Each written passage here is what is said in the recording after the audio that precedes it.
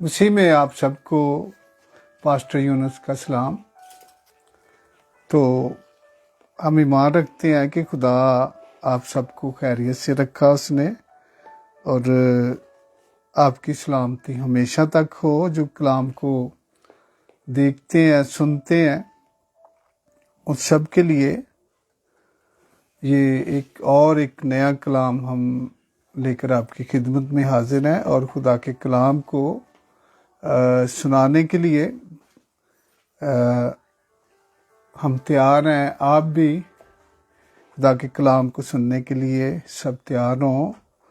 और जो कलाम हम सुनाते हैं, मेरा यही होता है कि कोई भी खुदा का खादम कलाम सुनाता है तो ज़रूर आप उसे देखें। और मैं समझता हूँ कि दूसरी ऐसी चीज़ों से जिससे कोई फ़ायदा नहीं है वो बिल्कुल हमें नहीं करना चाहिए, बल्कि हमें खुदा के कलाम को सुनने से ज़रूर है कि कलाम सुनने से जो है वो इंसान का ईमान बढ़ता है। और याद रहे कि हम सब जो इस दुनिया में आए हैं, और इस दुनिया में हम थोड़े दिनों के हैं। हमारा एक वक्त होता है जो खुदा ने हमें दिया होता है, उसमें हमने आकर तो अपने आप को तैयार करना है। हम यहाँ के नहीं हैं। और याद रहे कि ये जो सारी ऐसी चीज़ें जो दुनिया के अंदर है, ये हमें वहाँ पर रोकती है जहाँ पर हमारा असली घर है। कलाम मुकद्दस में लिखा है कि ये हमारा घर नहीं है, हम अपने घर से जिला वतन है, और हमारा घर जो है वो आसमानों पर है।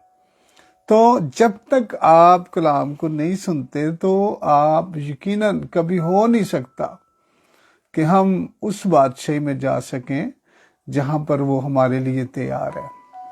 तो कलाम सुनाने का मकसद है कि बहुत सारे लोग निजात पाएं, बहुत सारे लोग खुदा के बेटे बेटियां ठहरें, बहुत सारे लोग जो है वो कलाम के वसीला से बरकत पाएं। और मैं यही कहता हूँ कि ज़रूरी बात नहीं है कि आप एक कलाम को सुने। मैं यही कहता हूँ कि जहाँ जहाँ भी खुदा के खादम कलाम सुनाते हैं, अपने गहरे बेतों को आप तक पहुँचाते हैं, उसमें कोई भी ऐसी बात जो आपकी ज़िंदगी को बेहतरीन और अच्छा कर सकती है। तो आज हमारे पाक कलाम का टॉपिक जो है, इसका जो अनवान है कि आसमान की बादशाही अपने घरों में कायम करना। यानी आसमान की बादशाही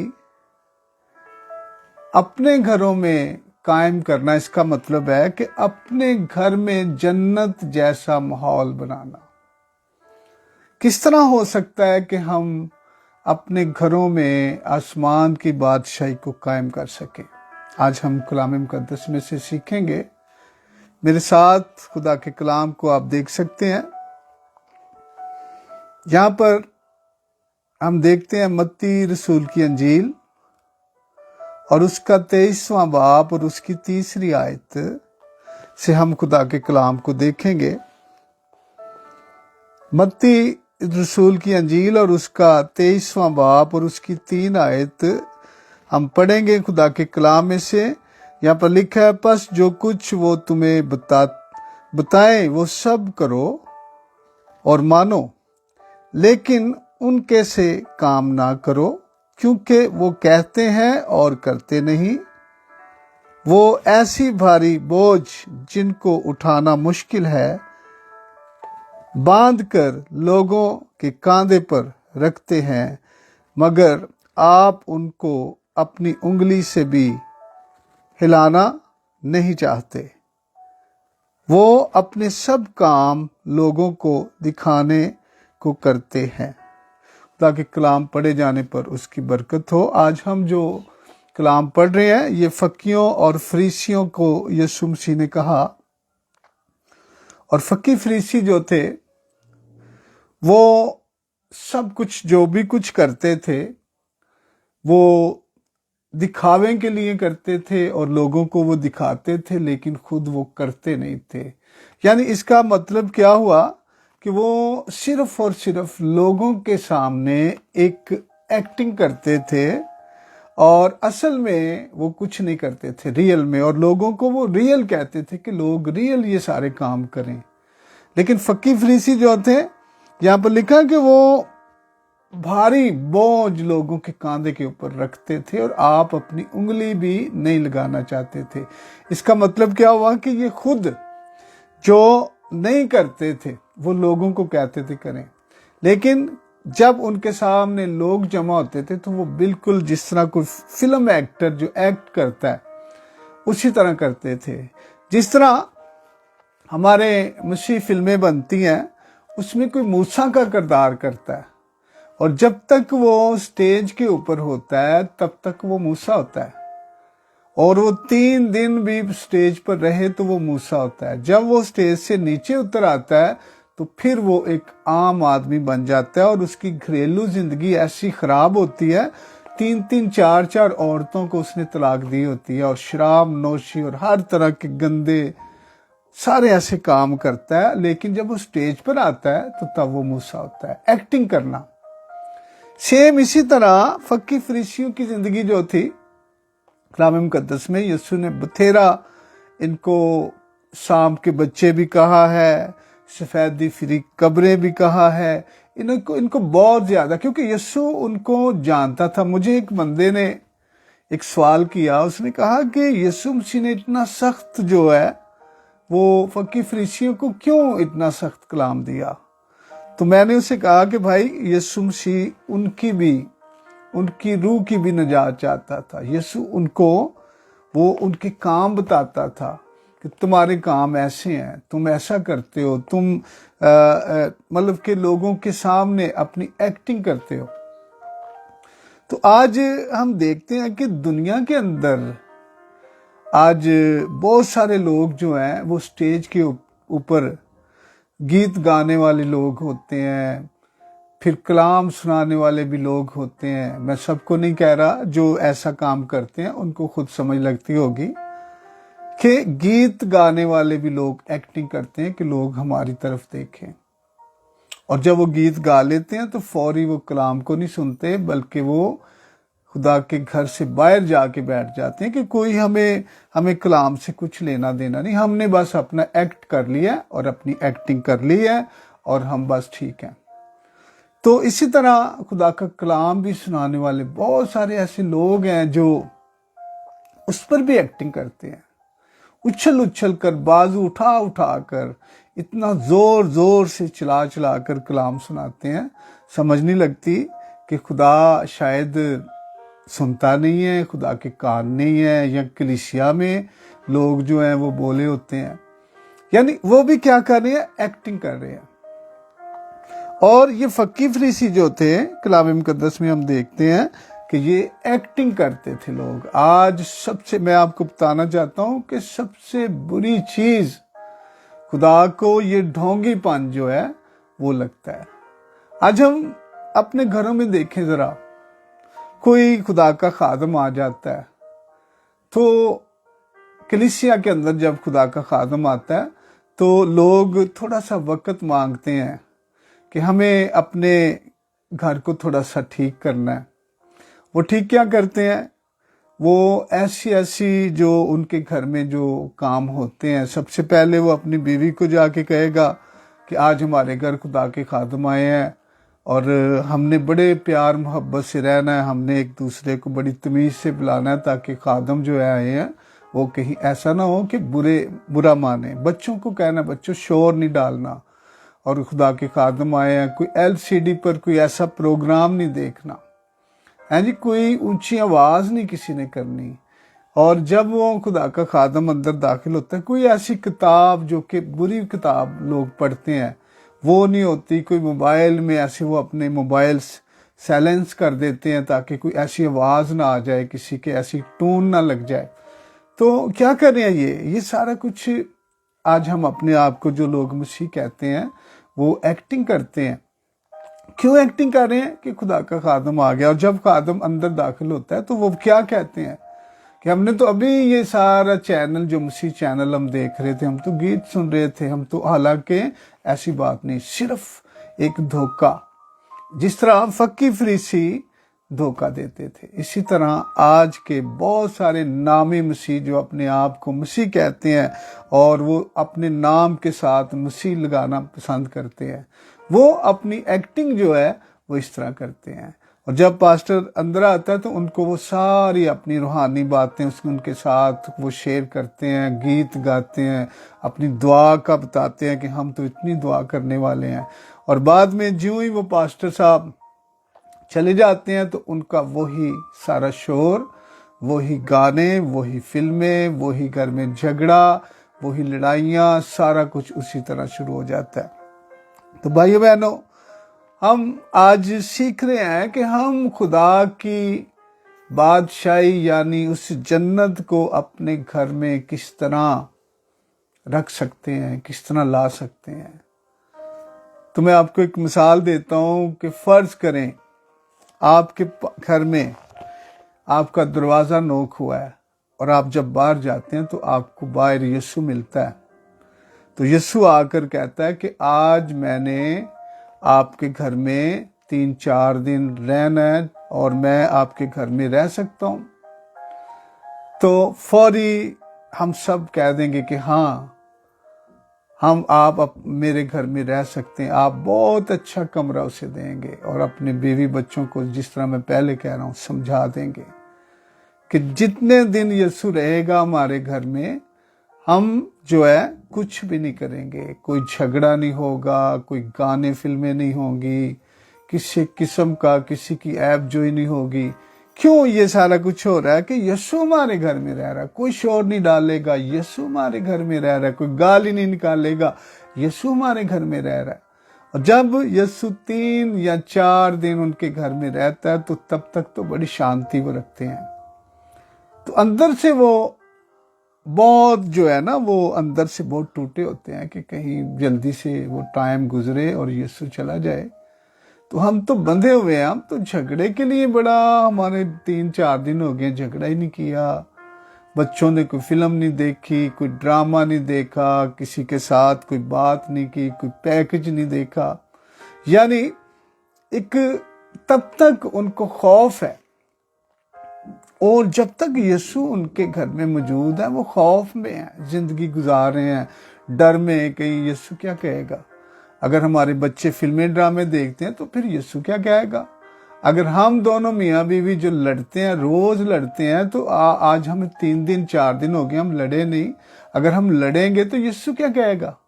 यानी इसी धुन में नामी मसीह जो आज दुनिया के अंदर नामी मसीह जो है वो इस तरह करते हैं। लेकिन आज मैं आपको बताना चाहता हूं कि जिस घर में जब ये यीशु आके रहता तो तब तक तो वो बहुत डरते हैं। कोई खादम आ जाए तब भी वो डरते हैं कि नहीं नहीं बुरी बात है, कोई हमसे सुनेगा तो क्या होगा। लेकिन जब यीशु 3-4 दिन गुजार के उस घर से बाहर जाता है तो फिर सब सुख की सांस लेते हैं, लंबी सांस, ठंडा होकर भरते हैं कि शुक्र है कि यीशु मसीह चले गए हैं, हम तो 3-4 दिन बड़ी मुश्किल में थे। और आज मैं आपको बताना चाहता हूं, वो लोग जो नामी मसीह हैं उनके घरों में जन्नत नहीं आ सकती, लेकिन दोज़ख उनके घर में मौजूद है। वो हर रोज दिन रात उस दोज़ख के अंदर मुब्तला है। जिन्होंने ये जिंदगी बनाई है कि सिर्फ हम नामी मसीह हैं, संडे को चर्च जाएंगे, पास्टर साहब आएंगे, उनको अच्छी रोटी खिलाएंगे और उनको कहेंगे कि आप हमारे घर विजिट करें। तो जब विजिट करेगा तो हम अपनी एक्टिंग जो है, जो दुनिया में की जाती है, उसे करेंगे।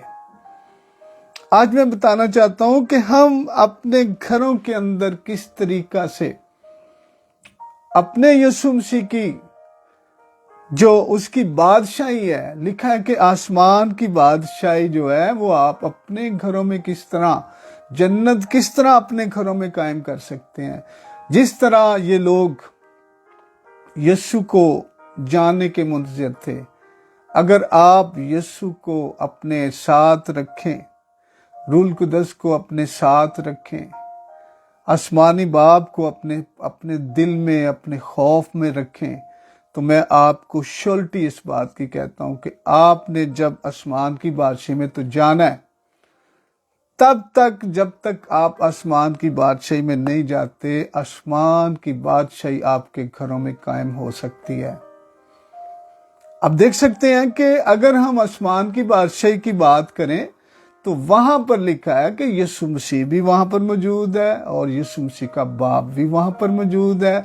इसका मतलब है कि आसमान की बादशाही जो है वो तो इन दो नामों के साथ है। जिस जगह पर ये दो नाम नहीं है, जहां पर यीशु नहीं है, उसका बाप नहीं है, वो आसमान की बादशाही चाहे वो कितनी खूबसूरत जगह क्यों ना हो, जहां पर यीशु नहीं है, जहां पर बाप नहीं है, जहां पर रूल कुदस नहीं है, वहां पर वो जन्नत भी आसमान की बादशाही नहीं हो सकती।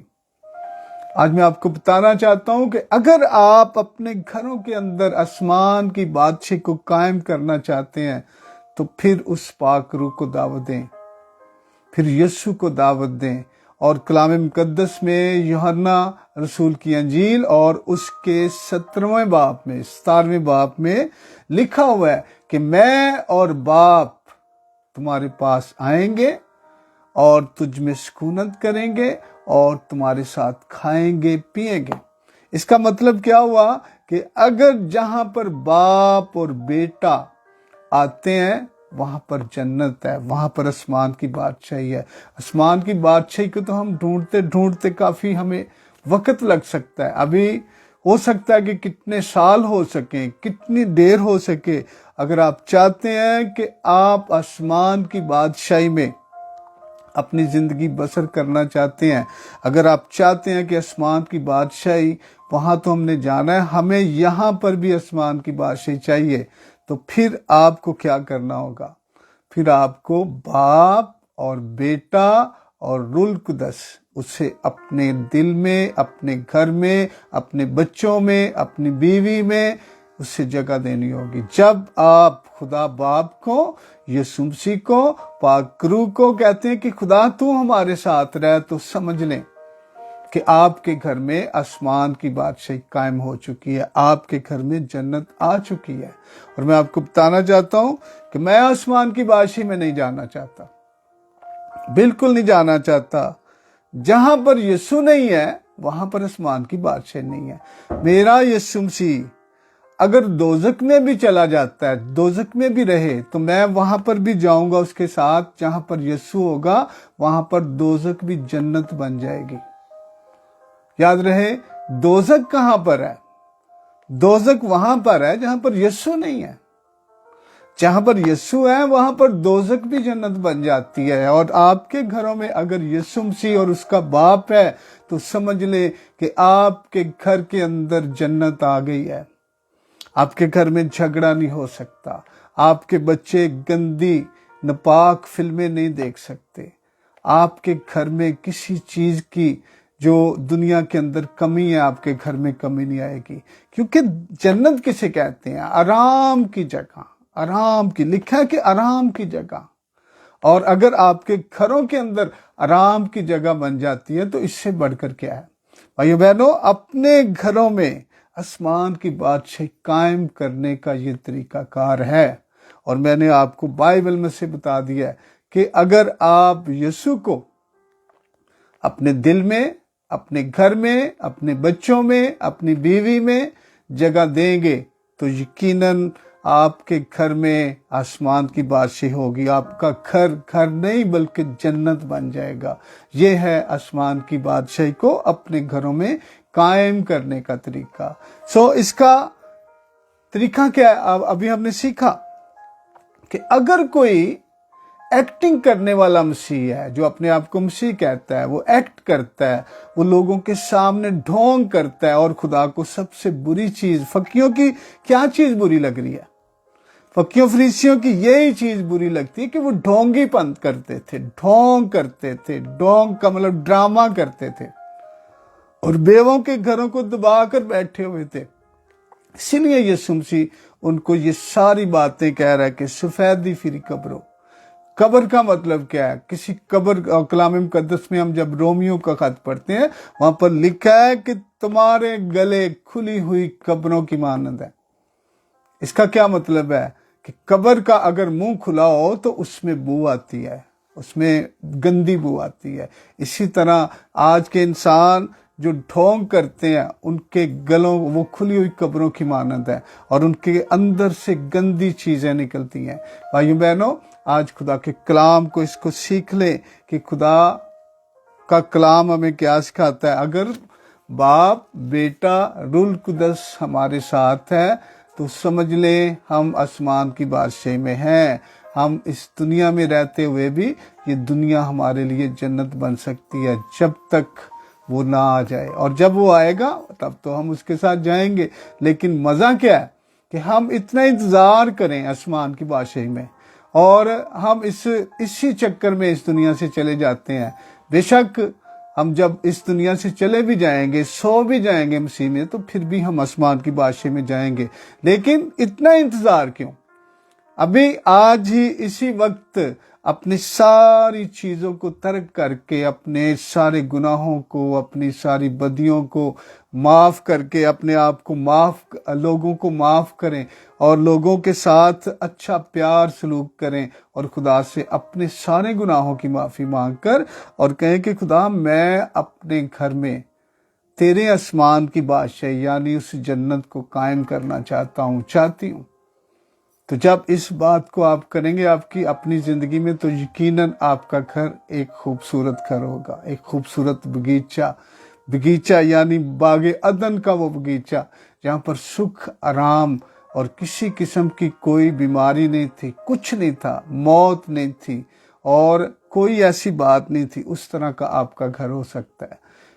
आज का कलाम, हम अपने घरों में जन्नत, आसमान की बादशाही को किस तरह कायम कर सकते हैं, तरीकाकार ये है। हमने बाइबल से सीखा इस बात को, इसलिए आज का कलाम आप सबके लिए बाइस बरकत हो। और मैं समझता हूँ कि ये खुदा के रूह की बात है जो हमने आप तक पहुँचाई, और खुदा का दिल है कि हर एक इंसान जो कि इस कलाम को सुनता है वो इस कलाम को देखें और सुने और इस पर अमल करे, ताकि घर जो दोज़ख, आज मैं देखता हूं कि हर घर में लड़ाई झगड़ा, दुआ का नाम तो है ही नहीं है, फर्जी दुआ। कोई भी बच्चा उठता है और वो अपने कमरे में जाके, अपने कहीं पर जाके अपनी लायदा दुआ कर लेता है, बाप लायदा दुआ कर लेता है, अलग अलग तरीका से दुआ कर रहे हैं, लेकिन उनके अंदर कोई प्यार मोहब्बत नहीं है। सुबह को भी लड़ाई है, शाम को भी लड़ाई है, हर वक्त लड़ाई है, और वो दोज़ख है वो घर। लेकिन आप इसको अच्छा कर सकते हैं। इसलिए मैं आपको सबको इस कलाम के वसीला से आप सबको ये मशवरा देता हूँ कि ये अगर आप चाहते हैं कि आप इस दुनिया में खुदा की आसमान की बादशाही देखें, तो ये तरीकाकार है। अपने घरों में यीशु को दावत दें, आसमानी बाप को दावत दें।